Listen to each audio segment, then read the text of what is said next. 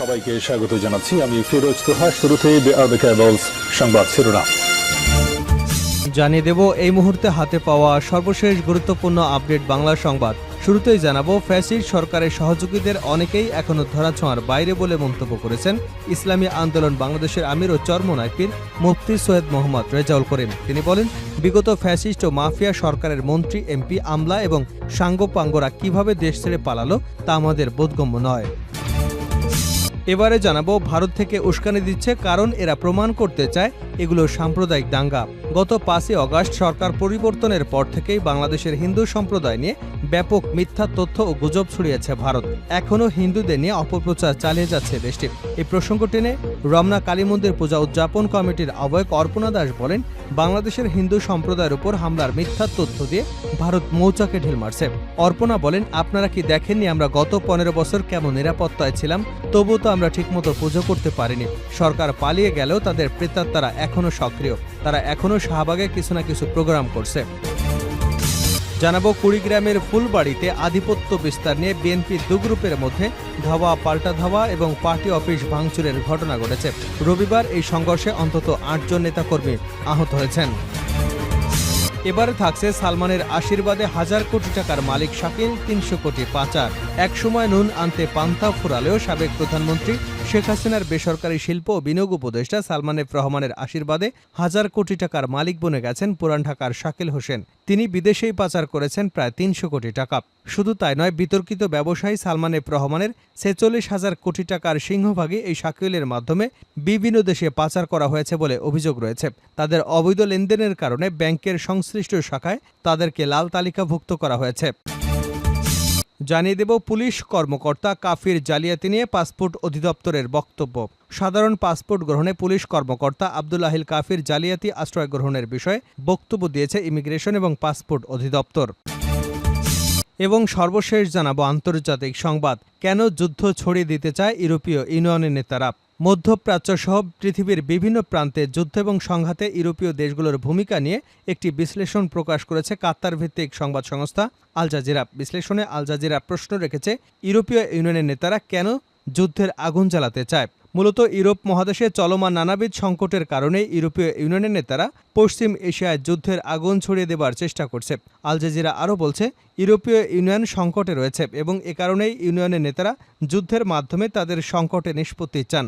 Al Jazeera এই বিশ্লেষণের আরেকটি অংশে বলা হয়েছে, ইউরোপীয় ইউনিয়নের নেতাদের অঞ্চলে যুদ্ধের জন্য অর্থনীতি এবং সমসাময়িকীকরণের স্লোগান প্রচার করে, কারণ তারা বিশ্বাস করে যে সামরিক শক্তি বৃদ্ধি এবং ইউরোপের দুর্বল অর্থনীতিকেই শক্তিশালী করতে পারে। বিশ্লেষকরা মনে করেন, যুদ্ধের আগুন জ্বালানো এবং অস্ত্র সরবরাহ করার প্রস্তুতি সম্পর্কিত সমস্ত প্রচেষ্টা ইউরোপীয় জনগণের দৃষ্টিকে ভিন্ন খাতে প্রবাহিত করার চেষ্টা। এতক্ষণ শিরোনাম শুনছিলেন, এবার বিস্তারিত। প্রিয় দর্শক, আপনি যদি এই চ্যানেলে নতুন হয়ে থাকেন, ভিডিওটি দেখতে দেখতে চ্যানেলটি সাবস্ক্রাইব করে আমাদের সঙ্গে থাকুন। আর এই ভিডিও সম্পর্কে আপনি আপনার মূল্যবান মতামতটি কমেন্ট বক্সে জানিয়ে দিন। আর হ্যাঁ প্রিয় দর্শক, জানিয়ে দিন ভিডিওটি কোথা থেকে দেখছেন। ফ্যাসিস্ট সরকারের অনেক সহযোগী এখনও ধরাছোঁয়ার বাইরে, চরমোনাই পীর। ফ্যাসিস্ট সরকারের সহযোগীদের অনেকেই এখনও ধরাছোঁয়ার বাইরে বলে মন্তব্য করেছেন ইসলামী আন্দোলন বাংলাদেশের আমির ও চরমোনাই পীর মুফতি সৈয়দ মোহাম্মদ রেজাউল করিম। তিনি বলেন, বিগত ফ্যাসিস্ট ও মাফিয়া সরকারের মন্ত্রী, এমপি, আমলা এবং সাঙ্গপাঙ্গরা কিভাবে দেশ ছেড়ে পালালো তা আমাদের বোধগম্য নয়। সোমবার ঢাকা জুরাইনে বিক্রমপুর প্লাজার সামনে ইসলামী আন্দোলন বাংলাদেশের ঢাকা মহানগর উত্তর ও দক্ষিণের যৌথ উদ্যোগে আয়োজিত দেশব্যাপী দাওয়াতি কার্যক্রমের আনুষ্ঠানিক উদ্বোধনকালে এসব কথা বলেন তিনি। মুফতি রেজাউল করিম বলেন, অন্তর্বর্তী সরকারকে কঠোরভাবে আওয়ামী খুনিদের গ্রেপ্তার করে বিচারের মুখোমুখি করতে হবে।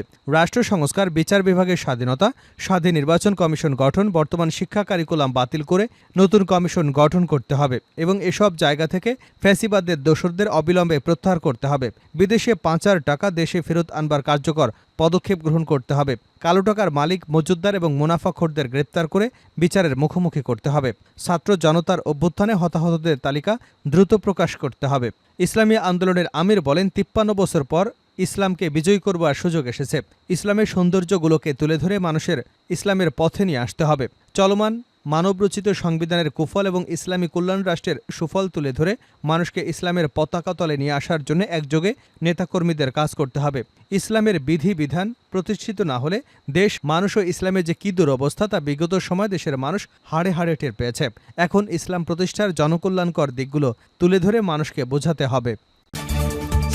ভারত থেকে উস্কানি দিচ্ছে কারণ এরা প্রমাণ করতে চায় এগুলো সাম্প্রদায়িক দাঙ্গা। অর্পণা রায়।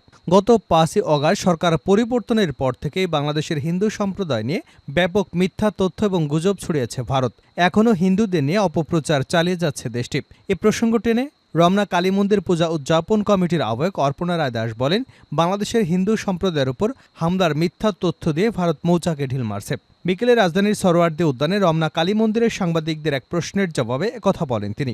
অর্পণা বলেন, আপনারা কি দেখেননি আমরা 15 বছর কেমন নিরাপত্তায় ছিলাম? তবুও তো আমরা পূজা ঠিকমতো করতে পারিনি। সরকার পালিয়ে গেলেও তাদের প্রেতাত্মারা এখনও সক্রিয়। তারা এখন শাহবাগে কিছু না কিছু প্রোগ্রাম করছে। আপনারা জানেন, কলাবাগান মাঠে যেখানে পূজা উৎসব হতো সেখানে তারা পূজা করতে দেয়নি। বিগত সময় যারা ছিলেন সেই অবৈধ সরকার। এবার কিন্তু সেখানেও পুজো হচ্ছে। আপনারা দেখেছেন, ওয়ারি পূজা মণ্ডপ ভেঙেছিল, সেখানেও পূজা হচ্ছে। এজন্য বলবো, ভারত থেকে যা দিচ্ছে সেটা মৌচাকে ঢিল মারা। আমরা যখন মারব তারা পালানোর পথ পাবে না। অর্পণা রায় আরও বলেন, গত 5ই অগাস্ট পট পরিবর্তনের আগে আপনারা দেখেছেন এদেশের প্রধানমন্ত্রী ভারতে পালিয়ে গেছেন। ভারত থেকে উস্কানিটা দিচ্ছে এই কারণে যে এরা মানুষের কাছে প্রমাণ করতে চায় এগুলো সাম্প্রদায়িক দাঙ্গা। এ সময় পার্শ্ববর্তী দেশের টিভি চ্যানেলগুলোতে পূজা উদযাপনে বাধা, হুমকি ইত্যাদি প্রচার করা হচ্ছে মর্মে খবরের বিষয়ে দৃষ্টি আকর্ষণ করলে স্বরাষ্ট্র উপদেষ্টা জাহাঙ্গীর আলম চৌধুরী বলেন, পার্শ্ববর্তী দেশ অনেক কিছুই বলছে, সেটা আপনারা জানেন। আমি আপনাদের অনুরোধ করব, আপনারা সত্য ঘটনা মিডিয়ার সামনে ফুটিয়ে তুলবেন। আপনারা সত্য ঘটনা সবাইকে জানতে দেবেন। আধিপত্য বিস্তার নিয়ে বিএনপির দু গ্রুপের সংঘর্ষ, আহত 8। কুড়িগ্রামের ফুলবাড়িতে আধিপত্য বিস্তার নিয়ে বিএনপির দু গ্রুপের মধ্যে ধাওয়া পাল্টা ধাওয়া ও পার্টি অফিসে ভাঙচুরের ঘটনা ঘটেছে। রবিবার এই সংঘর্ষে অন্তত 8 জন নেতাকর্মী আহত হয়েছেন। স্থানীয় সূত্র জানায়, উপজেলা বিএনপির সাধারণ সম্পাদক আব্দুল মান্নান মুকুল গ্রুপের নেতাকর্মীরা উপজেলার বিএনপির সভাপতি নজির হোসেনের পার্টি অফিসে ভাঙচুর করে। অপরদিকে উপজেলা গেট সংলগ্ন উপজেলা বিএনপির সাধারণ সম্পাদক আব্দুল মান্নান গ্রুপের পার্টি অফিসে হামলা চালায় নজির হোসেন গ্রুপের নেতাকর্মীরা। নজির হোসেনের সমর্থক উপজেলা যুবদলের সাবেক সভাপতি শামসুজ্জামান হাসু জানান, বিলুপ্ত ছিটমহলের আওয়ামী লীগের কিছু লোককে দলে অন্তর্ভুক্ত করায় বিবাদ সৃষ্টি হয়েছে। আমাদের 3 জন ছেলে আহত হয়েছেন এবং পার্টি অফিসে ভাঙচুর করা হয়েছে। আব্দুল মান্নান মুকুল জানান, নজির হোসেন গ্রুপের লোকজন অতর্কিতভাবে এসে আমাদের পার্টি অফিসে ভাঙচুর করেছে। তারা প্রথমে আমাদের নেতাকর্মীদের ভেতরে আটকে রাখে। পুলিশ গিয়ে তাদের উদ্ধার করেছে। এ সময় 5 জন নেতাকর্মীকে মারপিট করে গুরুতর আহত করেছে তারা। সালমানের আশীর্বাদে 1000 কোটি টাকার মালিক শাকিল, 300 কোটি টাকা পাচার। একসময় নুন আনতে পান্তা ফোরালেও সাবেক প্রধানমন্ত্রী শেখ হাসিনার বেসরকারি শিল্প ও বিনিয়োগ উপদেষ্টা সালমান এফ রহমানের আশীর্বাদে 1000 কোটি টাকার মালিক বনে গেছেন পুরান ঢাকার শাকিল হোসেন। তিনি বিদেশেই পাচার করেছেন প্রায় 300 কোটি টাকা। শুধু তাই নয়, বিতর্কিত ব্যবসায়ী সালমান এফ রহমানের 46,000 কোটি টাকার সিংহভাগই এই শাকিলের মাধ্যমে বিভিন্ন দেশে পাচার করা হয়েছে বলে অভিযোগ রয়েছে। তাদের অবৈধ লেনদেনের কারণে ব্যাংকের সংশ্লিষ্ট শাখায় তাদেরকে লাল তালিকাভুক্ত করে রাখা হয়েছে। জানা গেছে, লালবাগের আজিমপুরের 6/9 শেখ সাহেব বাজার এলাকায় মৃত জামাল উদ্দিনের ছেলে শাকিল আহমেদ 2009 সালে আওয়ামী লীগ ক্ষমতায় আসার পরপরই অর্থবিত্তে ফুলে ফেঁপে ওঠেন। সালমান এফ রহমানের সঙ্গে সম্পর্কের সুবাদে তার ছত্রছায়ায় শাকিল গড়ে তুলেছেন বিশাল সাম্রাজ্য। আজিমপুরের ছাপড়া মসজিদ এলাকায় একসময় ভাড়া বাসায় থাকলেও বর্তমানে ওই এলাকায় তিনি 12 থেকে 15টি বাড়ির মালিক। এছাড়া কানাডার বেগম পাড়ায়ও তার বাড়ি রয়েছে। কেরানীগঞ্জে 45 বিঘা জমিতে গড়ে তুলেছেন কলকারখানা। এসব কলকারখানা ব্যবসা প্রতিষ্ঠানের আড়ালে সালমান এফ রহমানের হাজার হাজার কোটি টাকা পাচারকে সহযোগিতাও করে শাকিল নিজেও বিভিন্ন নামে প্রতিষ্ঠান বানিয়ে কয়েকশো কোটি টাকা পাচার করে দিব্যি ঘুরে বেড়াচ্ছেন। সূত্র জানায়, 2টি ব্যাংকে চকবাজার শাখার নাম সর্বস্ব company Keraniganj smart life footwear industries, Babar shoe industries, M Ali trading, ঢাকার ইসলামবাগের Shahidbagh Shakil PVC polymer and rubber industries, লালবাগের এডুজেট ট্রেডিং হাউজের অধীনে বিদেশে এলসির মাধ্যমে বিপুল পরিমাণ টাকা পাচার করতেন শাকিল। বর্তমানে এই হিসাবগুলোকে ব্যাংক কর্তৃপক্ষ লাল তালিকাভুক্ত করেছে।